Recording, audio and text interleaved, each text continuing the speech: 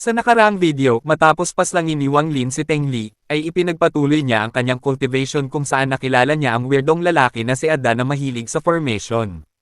Samantala, nang makahanap pa lang ng bagong lugar ng pagsasanay si Wang Lin, ay bigla siyang nagulat sa muling paglitaw ni Ada. Agad niyang inilabas ang kanyang espiritual na espada at itinutok iyon sa lalaki, sabay tanong na ano ba talaga ang gusto mo. Bakit mo ako sinusundan simula pa kanina, sabi ni Wang Lin.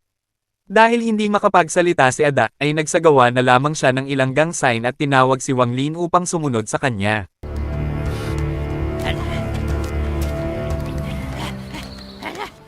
Pagdating nila sa isang lihim na lugar, ay ginamit ni Ada ang kanyang espiritual na enerhiya upang buhayin ang pundasyon ng lugar na iyon, sabay bigkas ng mantrang matagal na niyang pinag-aralan. Pagkatapos ng maayos na proseso, ay isang maalamat na rebulto ang unti-unting lumitaw sa harap nila.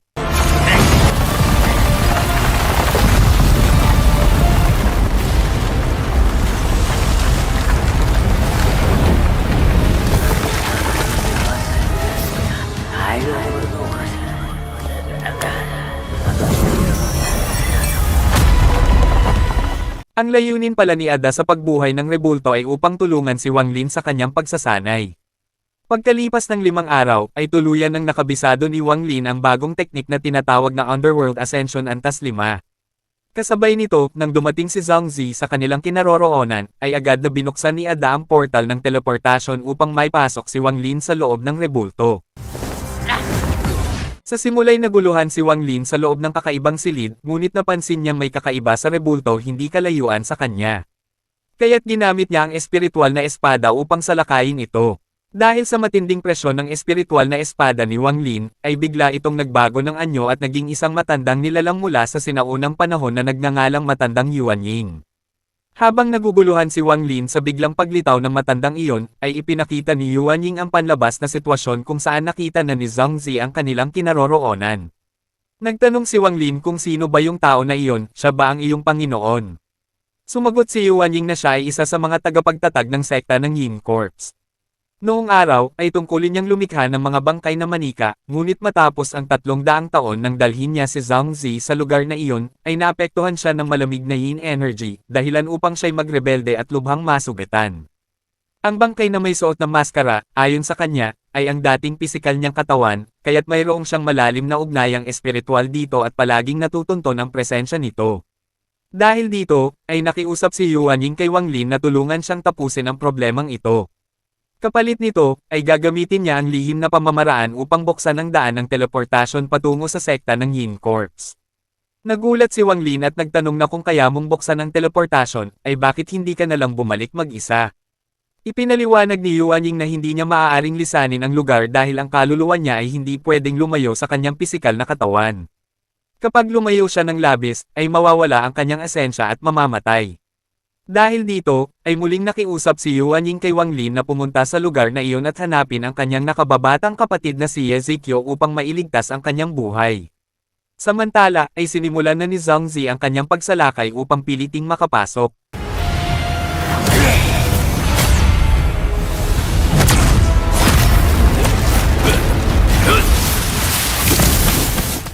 Sa gitna ng kagipitan, ay agad na pinaganya ni Yuan Ying ang depensa ng formation upang protektahan ang silid, at hiniling kay Wang Lin na pag-isipan ang kanyang desisyon.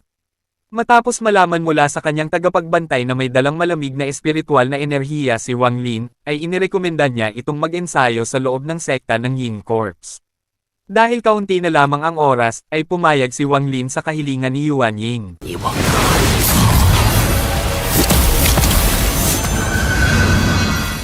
Nang mapagtanto niyang guguho na ang lugar, ay madali siyang tumakbo papasok sa portal ng teleportasyon. Samantala, sa sekta ng kaharian ng Zhao, ay isang alagad mula sa kaharian ng Luo, sangay ng sekta ng Soul Refining, na nagngangalang Li Shan, ang naghahanda para sa pagsusulit ng pag-angat ng antas. Ngunit bigla silang nagulat sa pagdating ni Wang Lin at Ada. Ipinaliwanag ni Wang Lin ang kanyang pagkakakilanlan at sinabi ang layunin niyang makipagkita sa pinuno na si Ezekiel dahil may mahalagang ulat siyang dapat iparating. Sa sandaling iyon, ay nagpakita si Ezekiel at dinala si Wang Lin sa isang lihim na silid. Ayon sa kanyang kwento, ay alam na pala ni Ezekiel ang tungkol sa nangyari sa kanyang kapatid na si Yuan Ying. Kaya't alinsunod sa huling habilin ni Yuan Ying, ay inalok ni Ezekiel si Wang Lin kung nais ba nitong maging alagad ng sekta ng Soul Refining Sect. Hindi sinayang ni Wang Lin ang pagkakataon at agad siyang pumayag. Dahil si Wang Lin ay tagapagdala ng mensahe ni Yuan Ying, ay ginawa siyang alagad ni Yuan Ying at ikalawang henerasyon ng sekta ng Soul Refining Sect, habang si Ada ay ginawang personal na alagad ni Ezekiel. Bagaman sumang-ayon si Wang Lin, ay mayroon pa rin siyang pagdududa. Dahil sa kabila ng alam ni Ezekiel na nasa panganib si Yuan Ying, ay tila wala itong ginagawang paraan upang iligtas ito at kalma pa rin ang kilos niya. Di nagtagal, ay isang matandang pinuno na nagngangalang Elder Merong ang lumapit kay Wang Lin upang ihatid siya sa silid ng pagsasanay na inihanda ni Ezekiel. Pagdating doon, ay hinimok ni Elder Merong si Wang Lin na mag-ensayo ng mabuti gamit ang token ng sekta ng Soul Refining. Kapag naabot niya ang gitnang antas ng yugto ng pagtatatag ng pundasyon, ay makakalabas siya mula roon.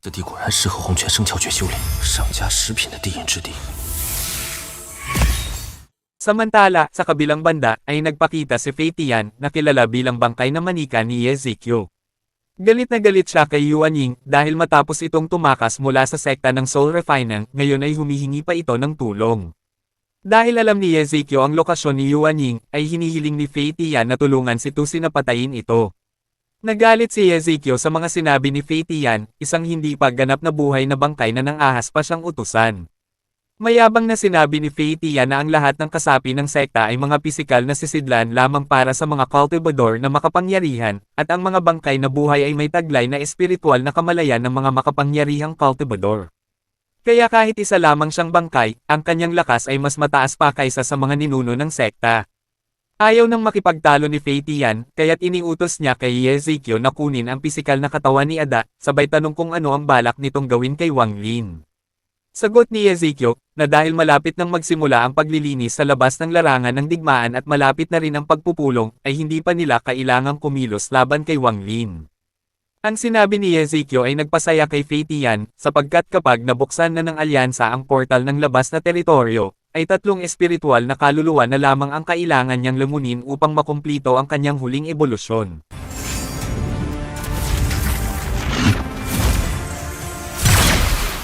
Samantala, ay nagulat si Wang Lin nang biglang makita niyang ang perlas ng Chani ay nagkaroon ng dalawang katangian ng kahoy. Dahil dito, ay pinaghinalaan niyang may nakatagong kayamanang may katangian ng kahoy sa lugar na iyon. Upang makasiguro, ay ginamit niya ang kanyang espiritual na kapangyarihan upang siyasatin ang bawat detalye ng silid. Napansin niyang tila mayroong isang nilalang na nakakulong sa lugar na ito. Ang nilalang na iyon ay may aurang higit pa sa antas ng primordial o nascent soul. Sa madaling sabi, ang kakayahan ng sekta ng Soul Refining na manatiling nakatayo sa teritoryo ng Yin ay tiyak na may kinalaman sa nilalang na ito. Ngunit nang subukan ni Wang Lin na tulungan ito, ay biglang. Samantala, sina Yezi at Fei Tian ay makikitang papunta sa Tungtian Pagoda upang dumalo sa pagpupulong ng mga pinuno ng alyansa ng kaharian ng Zhou, na ginaganap tuwing bawat 500 taon. Sinasabing ang tore na ito ay itinayo mismo ng alyansa ng sekta ng Huangzuan. Pagdating doon, ay mainit silang sinalubong ni Ling Yi, ang sugo na tagapangalaga ng Tungtian Pagoda na nasa unang antas ng transformation ng Diyos.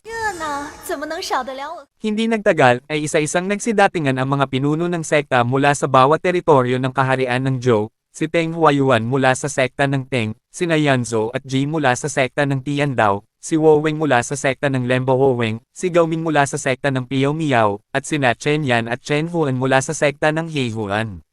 Naroon din si Ponenzi mula sa sekta ng Swando, na kasalukuyang may kontrol sa sekta ng Henggayo. Makikitang labis ang galit ni na Chen Huan at Chen Yan kay Ponanzi, sapagkat ginamit ni Ponanzi ang pagkawasak ng kanilang ninuno sa sekta ng Henggayo upang sakupin ito. Habang nag-aalitin sila, ay lumapit si Lini at ipinaliwanag na ang daan patungo sa larangan ng digmaan ay malapit ng buksan.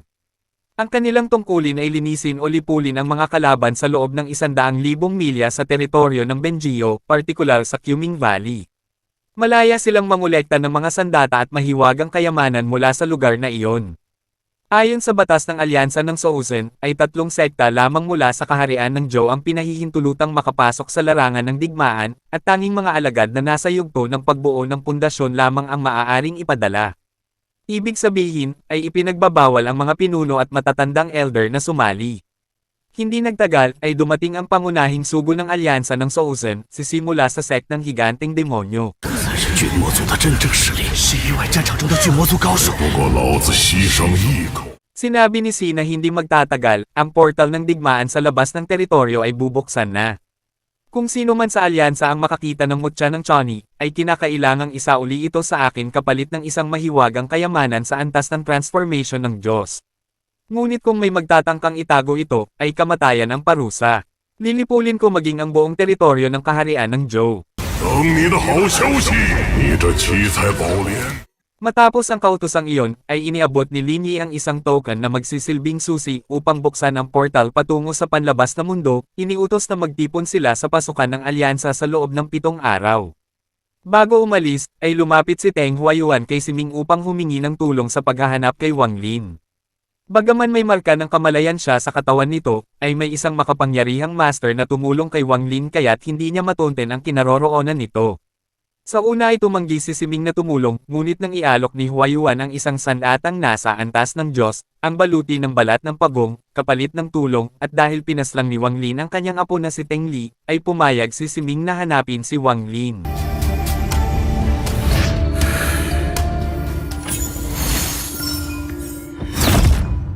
Samantala, sa Soul Refining Sect, ay ipinatawag ni Merong si Wang Lin palabas ng silid. Ipinag-utos ng pinuno na magtipon ang lahat ng alagad na nasa antas ng pundasyon.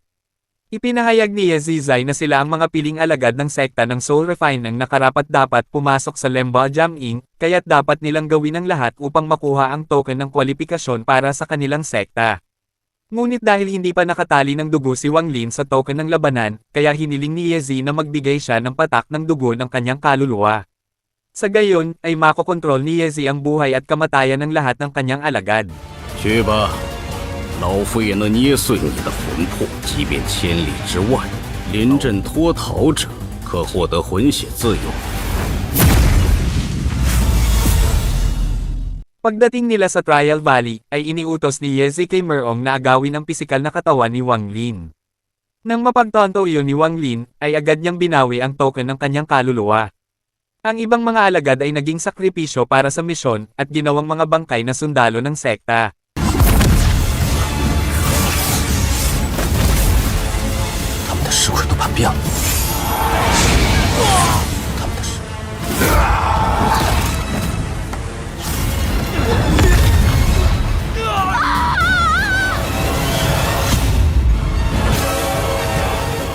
Sa araw ng malaking pagtitipon ng pamilyang Wang ay labis ang kalungkutan ng mga magulang ni Wang Lin dahil hindi siya dumalo.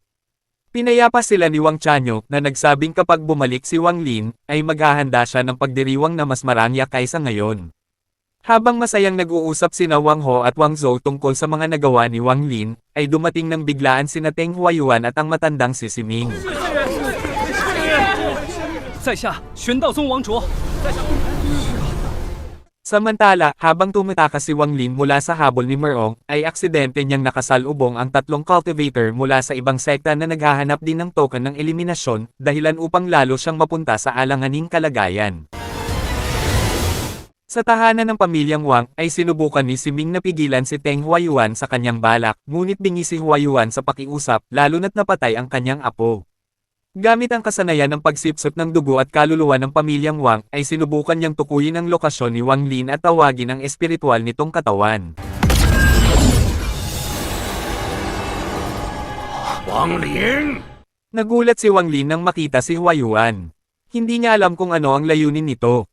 Ngunit ang mga salita ni Wang Lin ay lalong nagpasiklab ng galit ni Huayuan, na nagsabing ang utang ng dugo ay dapat bayaran ng dugo. Lahat ng pamilya mo ay magbabayad sa kamatayan ng apo ko. Kasabay nito, ang pisikal na katawan ni Wang Lin sa Trial Valley ay patuloy na inaatake ng mga miyembro ng sekta ng Soul Refining, kaya't kailangan niyang magtuon ng kamalayan sa 2 lugar ng sabay. 哪里得罪了你？住手！上前！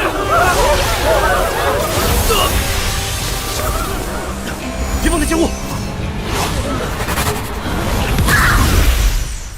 Puno ng puot si Wang Lin habang pinagmamasdan ang pagkamatay ng kanyang pamilya. Hindi siya makakilos sa anyong espiritual, kaya't sumigaw siya at hinamon si Huayuan na pumunta sa Trial Valley, sapagkat siya ang pumatay sa apo nito, hindi ang kanyang pamilya. Ngunit hindi siya pinansin ni Huayuan. Iyon mismo ang nais niya na makita si Wang Lin na nagdurusa habang pinapatay ang bawat miyembro ng kanyang pamilya nang wala siyang magawa. Sa parehong sandali, ay nabasag ang hadlang na nagpoprotekta sa katawan ni Wang Lin sa Trial Valley. Bagaman napalilibutan siya ng mga kasapi ng Soul Refining Sect na nagnanais kunin ang kanyang katawan, ay hindi niya iyon pinansin. Ang lahat ng kanyang atensyon ay nakatuon sa nangyayari sa pamilyang Wang, lalo na't lalong nagiging malupit si Teng Huayuan sa pagpaslang sa kanila. Habang nakikita ni Wang Lin ang pagkamatay ng bawat mahal sa buhay, ay isang matinding kirot at galit ang Bomb-A-Lot sa kanya. 湮灭他残族！亡灵敢杀我人，杀我呀，刺坏人！ Sa sandaling iyon, ay bigla niyang nabasag ang hangganan ng kanyang cultivation, tumagos siya sa huling antas ng Foundation Establishment Stage at pinakawalan ang nakapangingilabot na malamig na enerhiya. 不简单呐！铁柱， Nang muling ipagpatuloy ni Teng Huayuan ang kanyang kagustuhan, ay sinabi ni Si Ming sa kanya na huwag patayin sina Wang Suo, Wang Wo, at Wang Chanyu. Sapagkat sila ay mga kasapi ng sekta ng Swando. Kung magpapatuloy si Huayuan sa kanyang kapusukan, ay maaari itong magdulot ng problema kay Punanzi. Kahit pa man pipiliin ni Si Ming na manahimik, kung sakaling magtanong si Punanzi, ay tiyak na sasabihin niya ang katotohanan. Habang nagsisimulang maglaho ang mga kaluluwa ng kanyang mga magulang, ay biglang naalala ni Wang Lin ang perlas na ibinigay niya at hiniling sa kanila na wasakin iyon upang ang kanyang pisikal na katawan ay agad na makarating sa lugar na iyon. Ngunit tulad ng mga magulang sa pangkalahatan, ay ayaw nilang mailagay si Wang Lin sa ganitong panganib. Ano man ang kanyang mga nagawa noon, mula sa sandaling iyon, ay kailangan na niyang protektahan ang kanyang sarili. Ang pagkamatay ng kanyang mga magulang ay naging isang napakalaking trahedya sa buhay ni Wang Lin.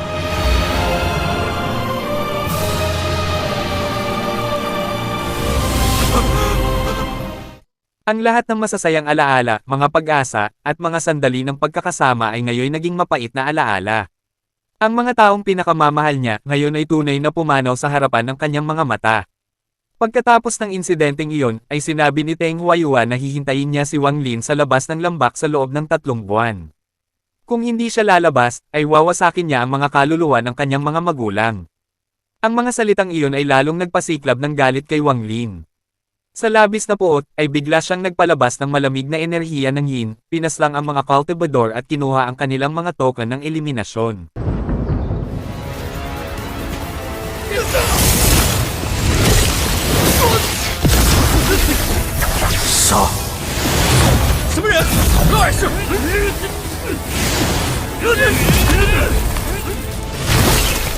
Ang pagkamatay ng kanyang mga magulang ay labis pa ring bumabagabag kay Wang Lin.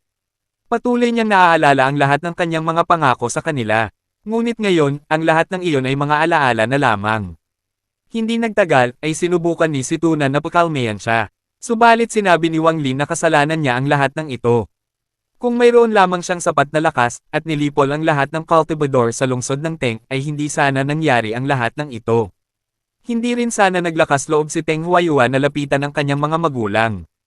Ipinaliwanag ni Si Tunan na si Wang Lin ay hindi sinasadyang nakapasok sa estado ng matinding emosyon at napunta sa isang extreme state. Bagamat nakakuha siya ng pambihirang lakas at kayang pumatay ng mga cultivador sa parehong antas ng madali, ang ganitong kalagayan ay unti-unti ring sisira sa kanya. Kahit gaano man siya magsanay, ang tanging antas na maaabot niya ay ang core formation, hindi siya kailanman lalampas pa roon. Ang sandata na ginamit noon ni Teng Huayuan ay tinatawag na bandila ng kaluluwa na may kakayahang iselyo ang mga kaluluwa.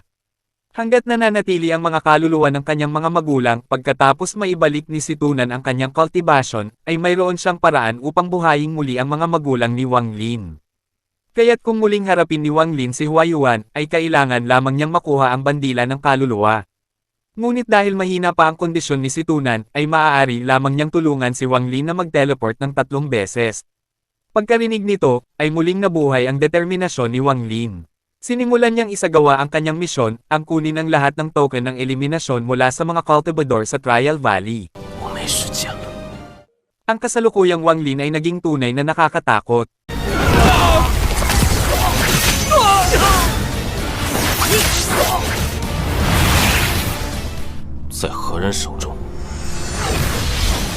Ang tanawing iyon ay nagpakaba kay Zopeng na agad na nagmakaawa sa kanya na huwag siyang patayin.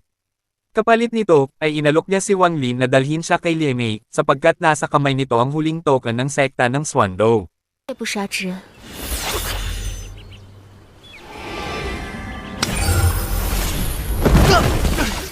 Makalipas ang ilang sandali, habang si Wang Lin ay nagkukultiba, ay sinabi ni si Tunan na ang mga pinuno, kabilang si Teng Huayuan, ay naroon sa labas ng lambak, naghihintay sa resulta ng paglilinis ng larangan ng digmaan. Kasabay nito, ay matagumpay na nakamit ni Wang Lin ang ganap na kontrol sa teknik ng malamig na yin. 3 buwan ang lumipas. Sa pamumuno ni Lin Yi, ang mga pinuno ng sekta at mga kasapi ng alyansa ng Souzen ay nagtipon sa labas ng lambak upang saksihan ang labanan sa pagitan ni Wang Lin at Teng Huayuan. Habang naghihintay ang lahat ng pinuno ng mga sekta sa kaharian ng Suo sa pagbabalik ng kanilang mga disipulo mula sa Trial Valley, ay muling lumitaw si Qi, ginamit ang kanyang kapangyarihan sa antas ng Nascent Soul upang buksan ang portal patungo sa panlabas na larangan ng digmaan. Ngunit isang nakakagulat na pangyayari ang naganap nang lumabas ang mga disipulo mula sa Trial Valley, sila ay sugatang-sugatan. Ayon kay Qi, mula sa 7 token na ipinagkaloob, ay isa na lamang ang natira. Ibig sabihin, ay iisang sekta na lamang ang makakapasok sa larangan ng digmaan. Sa gitna ng pagkalito, ay lumitaw si Wang Lin at hinamon si Teng Huayuan sa isang laban. Ang kanyang pagdating ay nagpayanig sa mga disipulo, ngunit nang malaman nilang nasa antas lamang siya ng Foundation Establishment, ay minamaliit siya ng mga matatanda. Ngunit ang biglaang pag-akyat ni Wang Lin sa antas ng Nascent Soul ay nagpatigil sa lahat. 还我父母魂魄！ Naguluhan silang lahat paano posible na umangat ng ganoon kabilas ang kanyang kultibasyon. Ngunit hindi na ito pinansin ni Wang Lin, sa halip ay marahas niyang inatake si Teng Huayuan. 元影中起！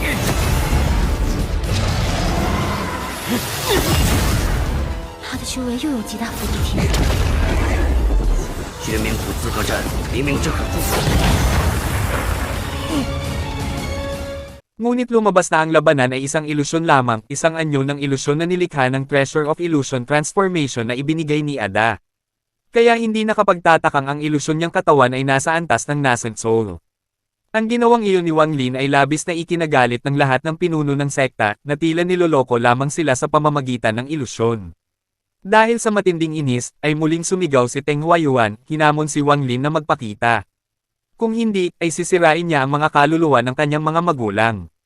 Walang ibang pagpipilian, ay lumitaw si Wang Lin. At sa mismong sandaling umatake si Teng Huayuan, ay ginamit ni Wang Lin ang malamig na enerhiya upang harangin ito. 可惜还在后头呢。品，但也具备了一些威力。那把飞剑也不简单，又有黄泉宗的蓝冰绳。 Layunin niyang makuha ang bandila ng kaluluwa. Bagamat maayos ang kanyang plano, ay nanatiling konektado ang bandila sa espiritu ni Huayuan. Isa sa mga braso ni Wang Lin ay naputol dahil sa teknik ng pag-lock ng kaluluwa mula sa bandila. Bukod pa rito, ay ginamit din ni Huayuan ang isang harang upang pigilan si Wang Lin sa pagtakas, at pagkatapos ay ginamit ang mga kaluluwa ng kanyang mga magulang upang atakihin siya gamit ang teknik ng pagsipsip ng kaluluwa. 不会遭到毒手，若没有我，铁柱不行。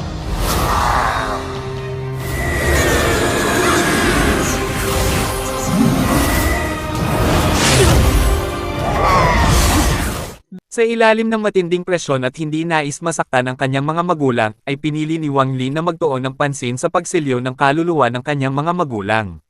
Ngunit nang nais niyang tumakas patungo sa portal ng panlabas na rehiyon, ay pinili ni Teng Huayuan na wasakin ang kanyang token ng walang pag-aalinlangan.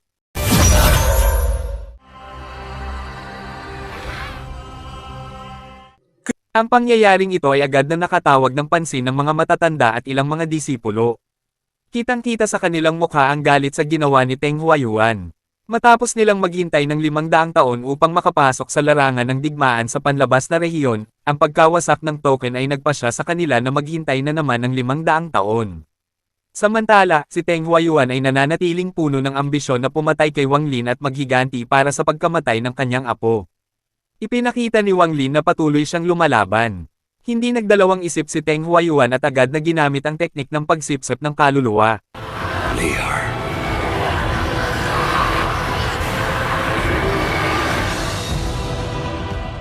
Ang laban ay nagdulot ng kalituhan kay Ling Yi. Bakit nga ba naglalabas si Teng Huayuan ng ganoong kalakasang enerhiya para patayin ang isang cultivador sa antas ng Foundation Establishment? Bagamat parang pang-aapi, ay iniisip ni Chi na madalas na niyang makita ang ganitong sitwasyon. Ang mahihina ay pinapalayas ng mga malalakas. Sa loob ng libu-libong taon, ay hindi pa nakikita ng mga pinuno ng sekta na may isang kabataang nasa antas ng Foundation na naglakas loob na hamanin ang mga ninuno na nasa antas ng Nascent Soul. 孩儿错了，爹，该当如是，赤子情深。 Bigla na namang naalala ni Wang Lin ang lahat ng mga pinagdaanan niya. Madalas niyang nawawala ang mga mahal niya sa buhay, kasama na ang kanyang mga magulang. Sa eksaktong sandali ng kanyang pag-alala sa mga pangyayaring ito, ang perlas ng Chani ay biglang kumilos, na nagdala sa kaluluwa ng kanyang mga magulang sa mundo ng espiritu at iniwan ang mundong ito patungo sa panlabas na larangan ng digmaan. Nang makita ni Chi ang perlas ng Chani na nasa harap ng kanyang mga mata, ay mabilis itong tumakbo upang sundan ang bagay na iyon. 老子的珠子！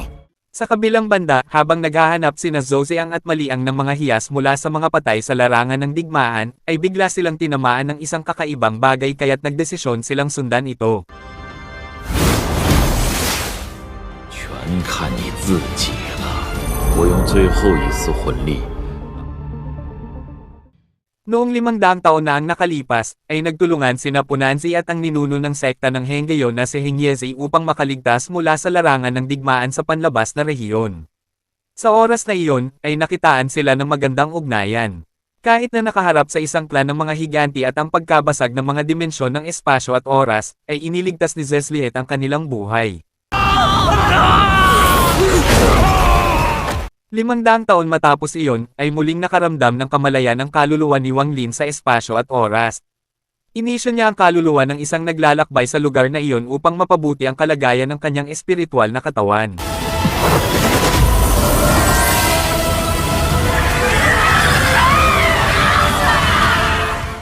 Sa loob ng ilang daang taon, ay patuloy na sinipsip ni Wang Lin ang mga kaluluwa ng mga naglalakbay.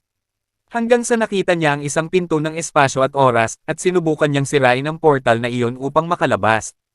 Ngunit lahat ng kanyang pagsusumikap ay nauurong lamang. Kasabay ng mga pangyayaring iyon, ay bigla siyang nagulat nang marinig ang isang tinig mula sa isang kaluluwang espiritual katulad ng kanya. Ang kaluluwang ito ay mukhang masaya, sapagkat pagkatapos ng daang taon, ay nakatagpo siya ng isang kaibigan. Ipinahayag ng kaluluwang ito na sila bilang mga espiritual na kaluluwa ay maaaring gamitin ang mga kaluluwa ng naglalakbay bilang pagkain. Alam ni Wang Lin ang bagay na ito at nagtanong, paano ako makakalabas sa lugar na ito, maaari bang magamit ang portal ng dimensyon? Sumagot si Siwo na ang portal na iyon ay tanging maaaring buksan mula sa panlabas na dimensyon. Nabuo ito mula sa mga salpukan ng mga cultivador na nagsisiraan at nag-aagawan ng mga hiyas. Hindi ko rin matitiyak kung gaano katagal bago tayo makalabas dito, marahil ay kailangan pa ng libu-libong taon. Nang marinig ito, ay nagdesisyon si Wang Lin na gamitin ang kanyang espiritual na kamalayan upang hilahin sila patungo sa isang puwang malapit sa kanya. Lumabas ang isang bagong katotohanan.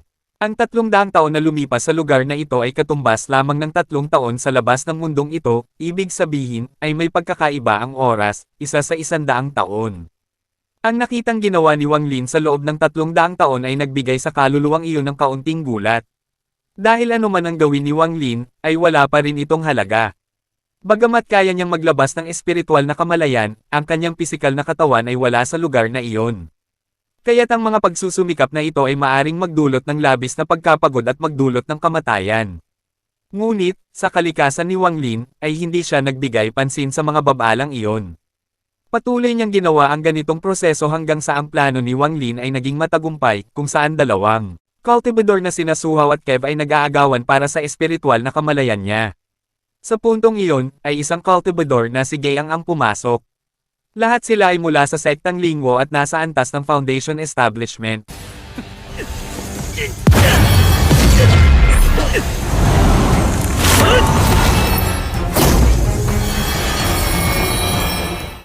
Nang si Kev ay nakaramdam ng tagumpay at nabigong supilin si Suhao, ay bigla na lamang umatake si Gayang ng lihim. Nakita ni Gayang ang biglaang paglitaw ng espiritual na kamalayan at nagulat siya. Ngunit sinabi ni Soo na hindi na kailangang alalahanin pa ito. Ang mga pinuno ng sektang Lingwo ay nagpadala na ng tao upang imbestigahan ang pangyayaring ito. Kaya't ang kanilang trabaho ay mangolekta ng mga hiya sa abot ng kanilang makakaya. Samantala, sa isang sinaunang altar, ang mga pinuno ng sekta ay nag-uusap tungkol sa lumalalang hindi pagkakaayos sa panlabas na rehiyon ng digmaan. Bagamat sang-ayon si Chi sa mga sinabi, ay nagtataka siya kung bakit nag-ulo ang rehiyon matapos niyang iwanan ito sa loob lamang ng 10 taon. Isa sa mga pinuno ang nagsalita. Ang kaguluhan ay dulot ng isang cultivador na pumasok ng pilit sa dimensyon, kaya't nagkaroon ng pagkasira. Tila may isang bagay sa loob ng dimensyon na hindi nila pa nalalaman. Ang mga salitang iyon ay nagdulot ng kalituhan, sapagkat kung may cultivador na pumasok sa lugar na iyon ng pilit, ay tiyak na hindi siya makakabalik ng buo. Upang tiyakin ito, ay isang pinuno ang nagmungkahi na humingi ng tulong mula sa kaharian ng Siuzen upang ayusin ito. Sa gitna ng kalituhan, ay nagmungkahi ang isa pang pinuno na magpadala ng mensahe sa mga cultivador sa larangan ng digmaan, upang itigil ang misyon ng paghahanap ng hiyas at mag-focus sa paghahanap ng sentro ng espiritual na kamalayan. 3 araw pagkatapos ay nagtulungan upang buksan ang portal ng teleportasyon at i-evacuate ang lahat ng cultivador. Samantala, matapos maglabas ng maraming espiritual na kamalayan sa loob ng daan-daang taon, ay natagpuan din ni Wang Lin ang kanyang layunin. Habang si Maliang ay nagtatangkang habulin ang espiritual na kamalayan, ay nagulat siya nang makita sina Gayang at Suhaw. Nang malaman niya ang matinding kalupitan ng mga ito, ay ibinigay ni Maliang ang mga hiyas na nakuha niya upang makawala mula sa dalawa. Ngunit matapos niyang ibigay lahat ng kanyang yaman, ay bigla na lamang siyang pinatay ni Gayang.